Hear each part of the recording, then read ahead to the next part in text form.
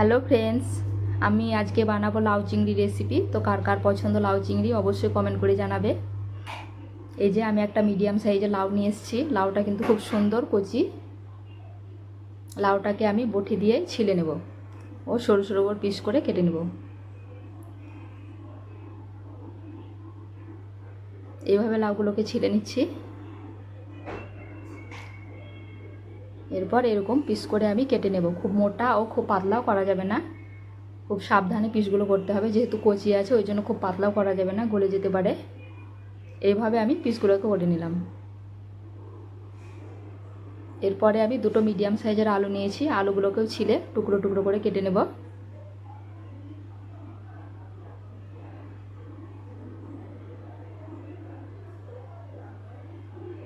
এইভাবে টুকরো করে কেটে নিচ্ছি আলুগুলোকে। এরপর কড়াইয়ে তেল দিয়ে দিলাম এবং চিংড়িগুলোকে আমি ফ্রাই করে নিচ্ছি। সামান্য লবণ ও হলুদ দিয়ে চিংড়িটাকে আমি ফ্রাই করে নেব মিডিয়াম আঁচে। এটা আমি ছোট চিংড়ি মাছগুলোই নিয়েছি, যেহেতু লাউয়ের সঙ্গে ছোট চিংড়ি ভালো লাগে খেতে। এদিকে আমি আলুগুলোকে ফ্রাই করে নিচ্ছি। সামান্য লবণ ও হলুদ দিয়ে ফ্রাই করে নেব আলুটা। এরপর তেলের মধ্যে আমি কালো জিরে, কিছু গোটা গরম মশলা ও দুটো কাঁচা লঙ্কা দিয়ে দিলাম। এটা আদা রসুন ও জিরের একটা পেস্ট। মশলাটা কষিয়ে নেব।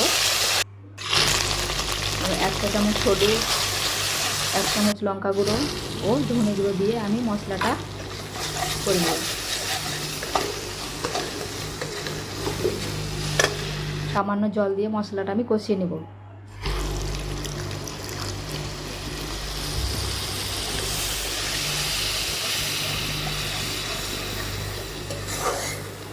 এরপরে মশলাটা কষানো হয়ে গেলে আমি যে টুকরো করে রাখা লাউগুলো আমি এইভাবে দিয়ে দিচ্ছি।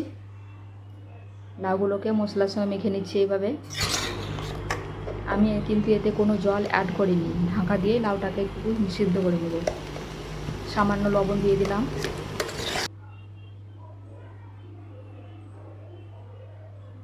দেখুন জল ছেড়ে এসছে লাউয়ের মধ্যে। এরপরে আমার যে ভেজে রাখা আলুগুলো ছিল আলুগুলোকে দিয়ে দিব ও চিংড়িগুলোকেও দিয়ে দিব। এতে আমি কিন্তু কোনো জল অ্যাড করিনি। ঢাকা দিয়ে এটা রান্না করতে হবে।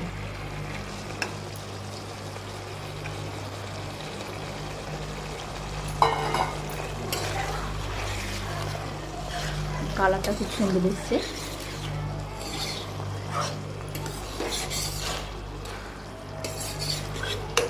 এইভাবে নেড়ে চেড়ে আমি আবারও ঢাকা দিয়ে দেব।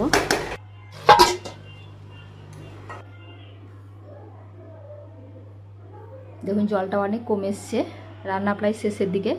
মিষ্টির জন্য আমি একটু চিনি দিয়ে দিলাম স্বাদ মতো, যেহেতু লাউ একটু মিষ্টি মিষ্টি না হলে ভালো লাগে না। শেষে আমি এটা গরম মশলা গুঁড়ো দিয়ে দিলাম 1 চামচ। আমার রান্নাটা ভালো লেগে থাকলে অবশ্যই কমেন্ট করে জানাবে।